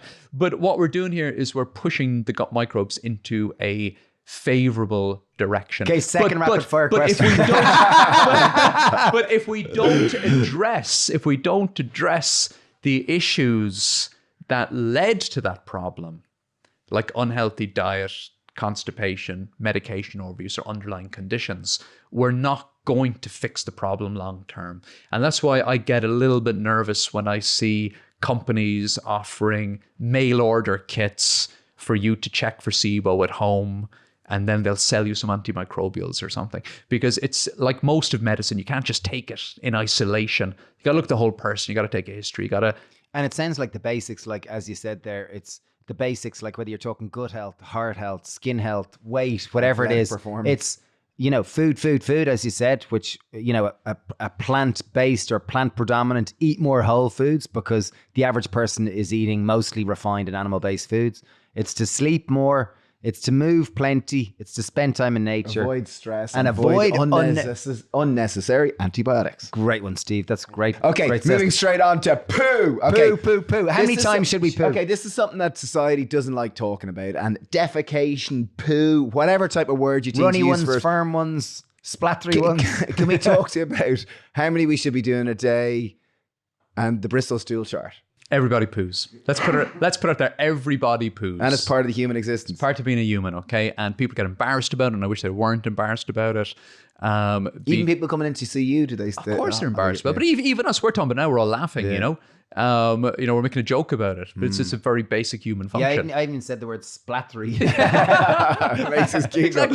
So and everyone giggles. But I think it's like onomatopoeic, because you can just hear splatter. But everyone can relate to it. Like, everyone listening can go, oh yeah, it sounds awful, it sounds bad, but it's like everyone goes, yeah, okay, yeah, I'm afraid I've done them there. too. Everybody poops. So when you as a gastroenterologist, you spend a lot of time talking to people about their bathroom habits, let's be honest. So sometimes you wonder, is there anything such as a normal bowel habit, right? Because like every aspect of human behavior and metabolism, everybody's pretty unique. But we do have a few reference points. You mentioned the Bristol stool chart, right?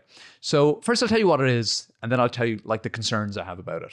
Okay. Oh, nice. So the Bristol stool chart is widely used in clinical practice. If you're listening to the podcast right now, press pause, Google Bristol stool chart, and what will pop up on your screen? It's kind of interesting. It's 1 to 7 from like dry to wet. Yeah, exactly. Yeah, exactly. Solid. And you'll see everything that goes from like sheep droppings to a big sloppy mess. Okay, and everything in between. Right, hard pellets, big sloppy mess, and it's rated 1, 2, 3, 4, 5, 6, 7.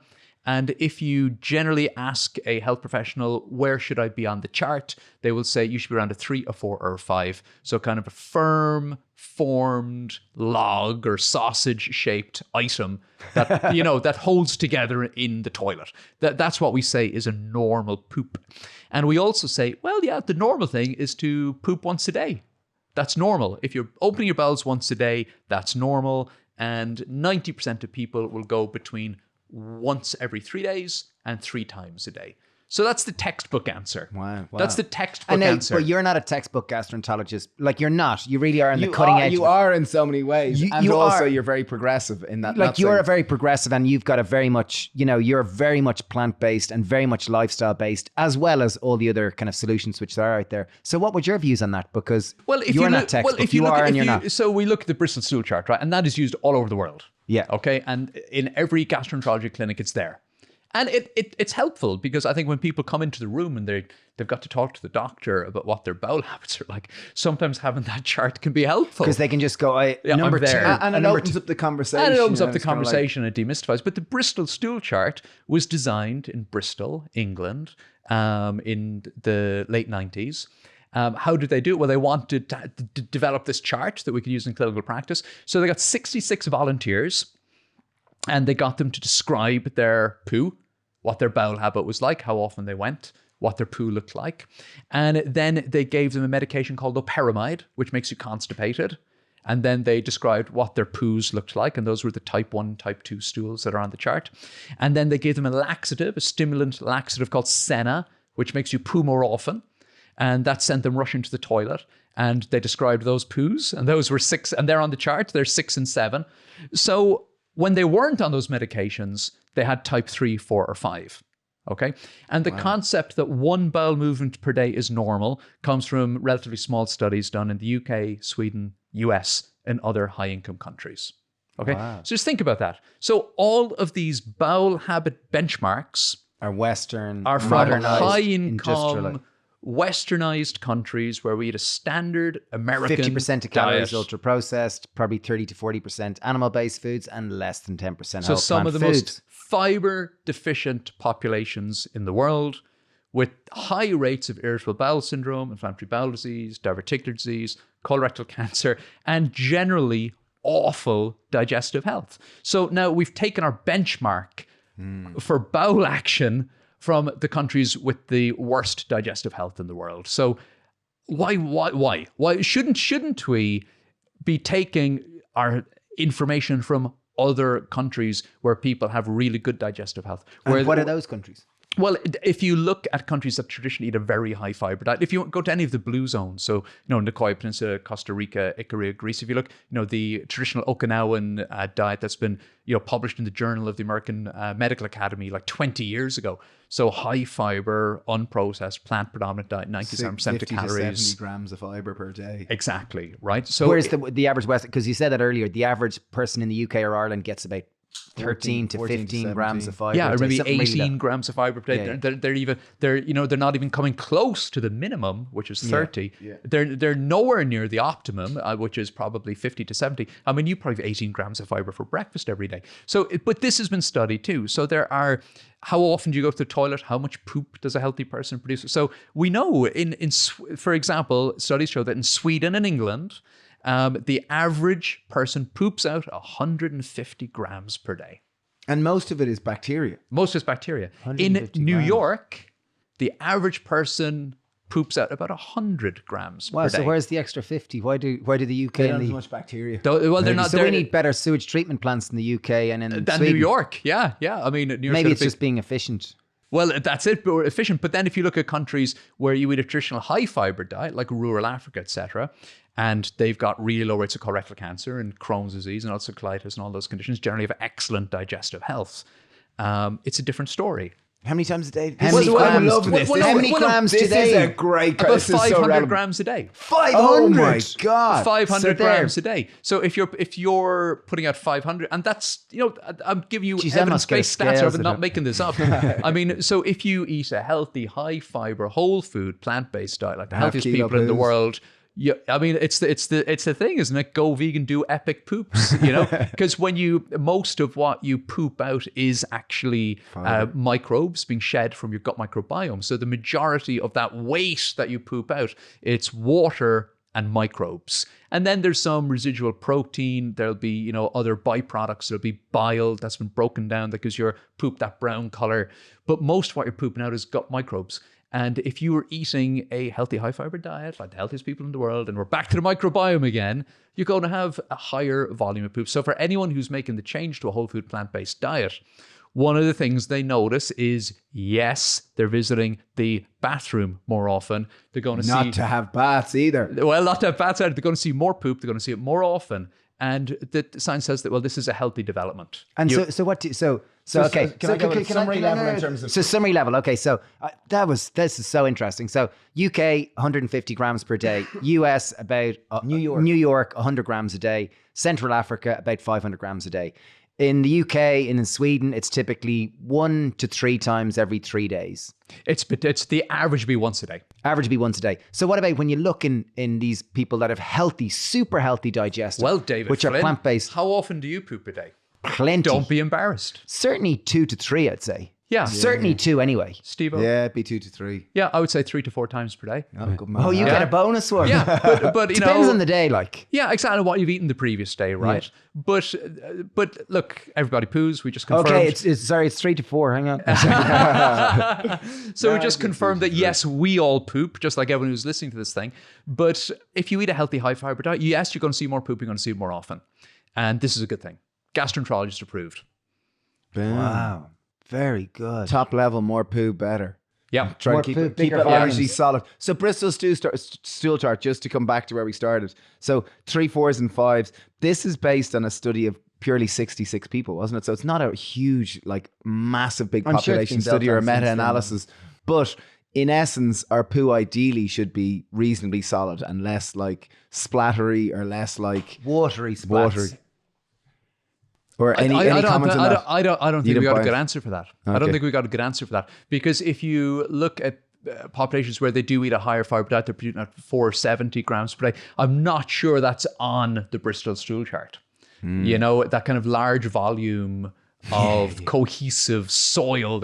It's interesting. I remember reading a book years ago that, about this person who'd grown up in rural China, and they referred to their bowel movements as soil. That was the word they I think used. that's amazing because you know? human error, like if you look at, like I remember human error, like I spent time in intentional communities in Missouri and various different places. And we'd always, we'd do our poos in composting toilets and then we'd put it through sawdust and then you'd leave it compost again. And human error was a really important resource for growing vegetables because there was such bacteria biodiversity. Which And most people, like, the thought of that kind of goes, I'm not eating their vegetables. That's the thought. But if you think about most vegetables grown, are cows' poos is one of the the healthiest. But it's ones. strange that we live in a culture nowadays that is so anti-poo. Like, it's like, oh my God, it's so disgusting. Well, it celebrates sterility and it sterilates hygiene and modernity and Well, no, you But can there's understand that. You there's can some understand good that. human reasons to that too. I mean, Absolutely. if Cholera, those kind of- once your human manure has been sitting around for a while, it's an incredibly microbial rich environment, and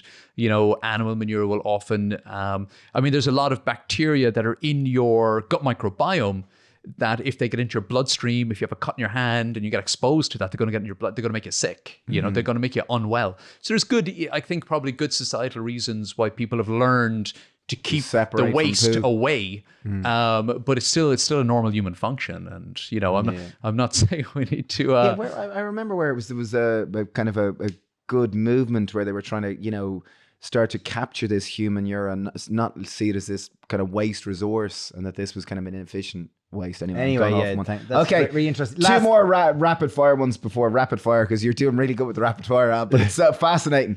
Do vegans really have healthier guts? Because And the word vegan, okay. vegan is quite binary. One, people either are into it or they hate it. And vegan can mean I can eat vegan hot dogs, vegan fries, vegan ice creams, and not healthy. So when I talk about vegan, I'm largely talking about whole food plant-based, which is the healthier side of a vegan. So does someone who eats a whole food plant-based diet have a healthier gut? And I think we all know the answer, having come this far. Well, we talked about the gut microbiome stuff earlier, but on a very practical level, and I'll try and keep it quick fire. If you look at doing great, Al. You're doing great. If you look at the Seventh-day Adventist population, Loma Linda, California, one of the healthiest populations in the world, for religious reasons and cultural reasons, they eat a plant-predominant diet. About 1 in 8 eat only plants. And the Loma Linda Seventh-day Adventists who do eat animal products don't eat very much at all. They'd be like low meat consumers. And some of them are vegetarian and some of them are vegan. So if you look at that population, they're among one of the healthiest populations that have been well documented on Earth. They live in a high income country, the home of the standard American diet, yet they live for an average 10 good years longer than the average American. Okay. Wow. And food is so important to human health. What are they eating? Predominantly plants. Their risk of digestive cancer is about 35 to 36% lower. Their risk of colon cancer is about 30% lower than the US average. And even among the Seventh-day Adventists who don't eat any meat at all, their risk of bowel cancer is about 36% lower than the US average. So on that metric, like a lot of metrics, yes, a low meat diet is healthier than a very meaty diet. A pescatarian diet is healthier than a low meat diet.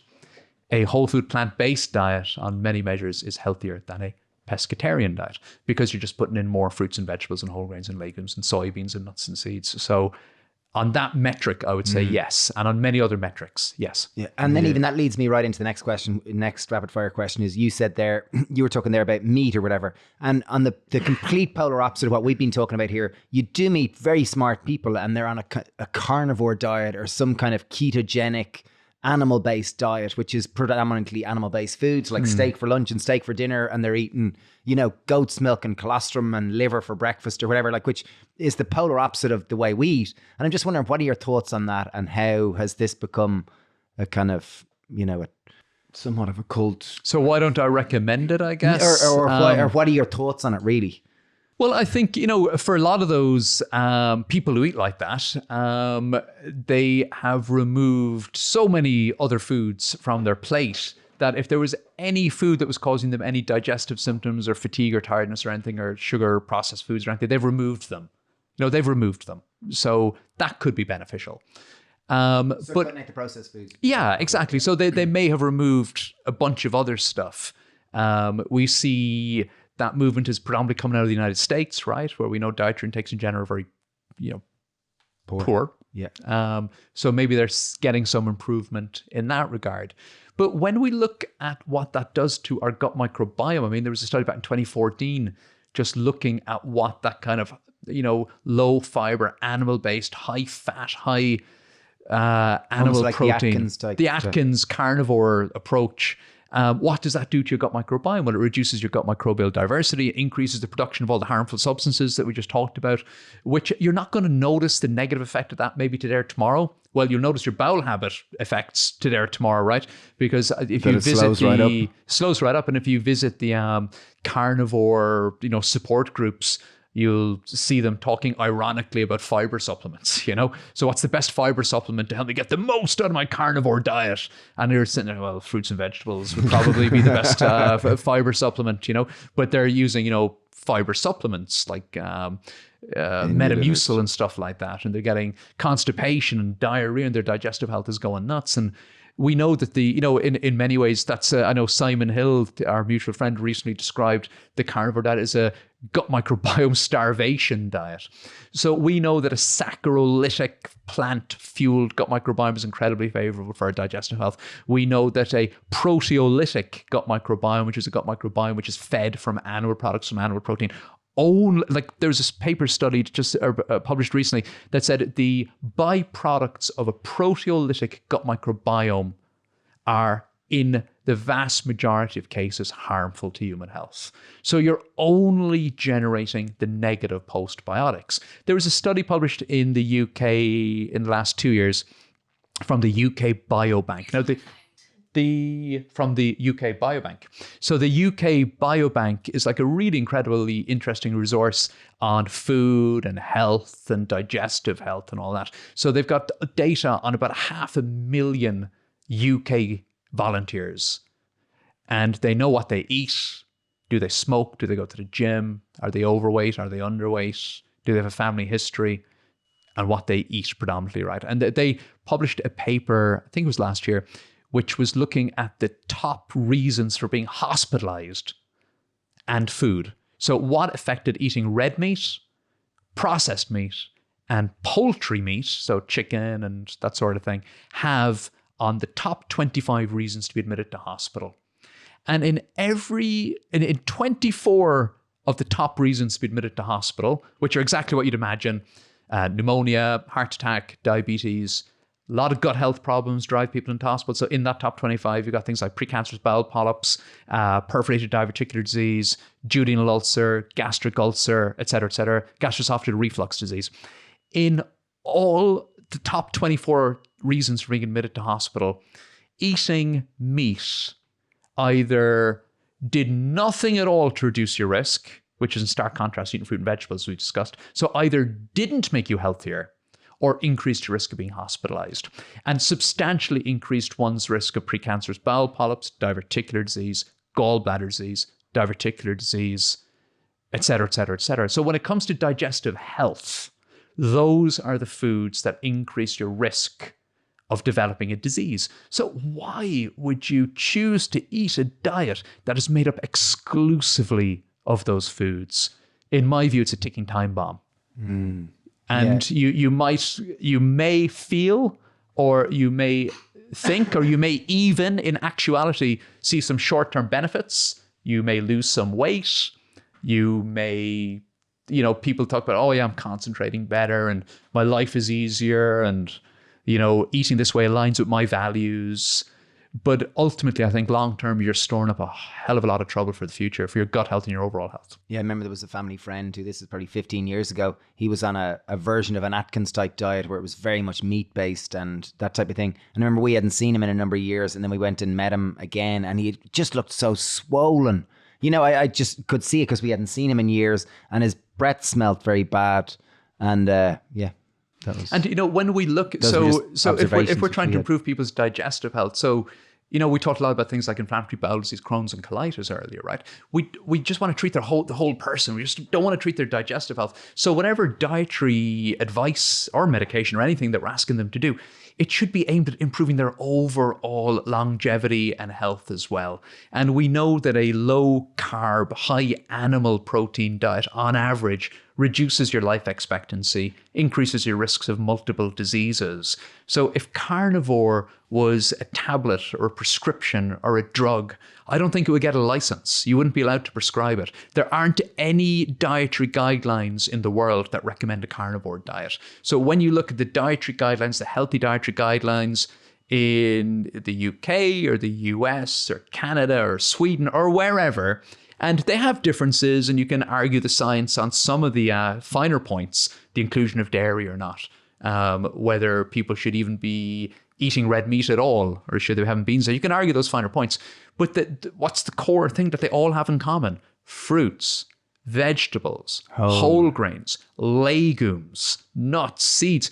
And for someone on a carnivore diet, these foods are forbidden, right? They're not even there. And I think some people take pride in saying, the first thing you got to do to get healthy is ignore all the nutritional science in the world, ignore all the healthy dietary guidelines in the world, because we've cracked it and we figured it out. It's just not true. Okay, good one. Okay, final question before we land this plane is tell us about the Good Health Revolution course and why, if anyone's listening, kind of thinks it could be kind of has digestive issues or just wants to improve their microbiome health. What are the benefits and Well, I think the way we put the course together, it's firmly evidence-based. You've got a great team. You've got Steve and Dave in the kitchen. Woo. You've got Alan and Rosie in the classroom. Woo. And you've got Simone Venner in your earbuds calming your gut-brain axis. So it's not just about food. It kind of ticks all those right boxes for gut health. But I think the most important thing is the community. And that's the beauty of these online courses, because if you are a gut health nerd and you want to improve your health in a supportive environment, you may not have people around you who are on the same track. You may not be surrounded by people who support you in making these healthy changes, but we've got you covered because we have this wonderful online community. Last time I checked, I think there's almost 1,500 people in that online community who are all on the same journey as you are. And not only will we show you practical things. You don't have to do everything on the course. You don't have to do the mindfulness and the kitchen and the classroom course. You can dip in, just do one of them if you wish. But if you dip into the whole thing, not only will we give you all these healthy habits, but we'll also tell you the why. And, we've got nice classroom course with me and Rosie going through things like food sensitivities and celiac disease and SIBO and lectins and all that. So you can actually learn a lot about gut health as well. Yeah, no, it's brilliant. I guess we've seen it over the last 5 years, having supported so many people through it, and even talking with you, it reminds me of how important this is and how we need to inspire more people genuinely to start adopting a plant predominant or plant-based or plant exclusive diet. Well said. They're nice. Al, you're amazing. Your book is The Good Health Revolution. It came out a year and a half ago, wasn't it? Plant-based diet revolution. Plant-based Diet Say revolution. it's 3-4 years No, now. I think it's only 2. No, it's about 14 months ago. Yeah, there you go. Oh, Pandemic wow. time. is even Pandemic worse. time. I Pandemic can't. time. Yeah, sorry. Yeah. Well, you forget all these things. Sorry. Yeah. So the book's been doing great. Plant-based diet revolution. And it's been for a while now. So you pick up a copy cheap, Yeah. And it's just, if you enjoy getting into gut health and food and recipes and you like pretty food. Yeah, it's a Bob's good great. one. It's a good one. Bob's Bob's wonderful. really- Bob Andrew, wonderful That's chef. the chef who wrote lots of the recipes for Dr. Al's book. And if you're interested in good health, Revolution. good health, just content, check Al out on Instagram. He goes nerdy with science lots, and it's very cool. Yeah, it really is. It's really, really, really detailed. Dr. Alan Desmond. Dr. Alan Desmond, isn't it? Yep, that's Yeah, me. boom, That's got me. it. Al, Great. you're amazing. Thank you, Al. Thank you. Wonderful to do it in person. It's been lovely. It's been absolutely lovely to do it in person. I love guts. I love guts. I really enjoyed the conversation about poo. I know as society, most people don't like talking about poo, but thought that bit was fascinating. 500-gram Whoppers. Yeah. the name Anyway, of the game. moving away from this toilet talk, that was such a great conversation. Dr. Al is a total legend. I want to learn more about short-chain fatty acids. I genuinely do. I'm curious about it. So, yeah. Okay, nice. There we go. Just to finish up, just to say that we have our Good Health Revolution course. It is starting on April 11th. As a society, we need a good health revolution. This is with Dr. Al. It's with dietitian Rosie Martin, and there's... And really, it's a great way for you to learn more about your gut health and become an ambassador for this good health revolution that we need as a society to connect us more to nature, to ourselves, for more health, energy, and vitality. So, Woo! There we go. Anyway, it's starting April 11th. Details are down in the show notes. Or if you go into this thing called Google and type in the Happy Pear Good Health Revolution, I'm sure something will come up. Yeah. Anyway, thank you for listening. Thank you for being part of this. We adore it. And if you share an Instagram story, we will share it too. Wishing you a wonderful day. Bye. Tally ho. Bye. Bye. See you after. Slán, Ciao. slán, slán, slán, slán. Bye.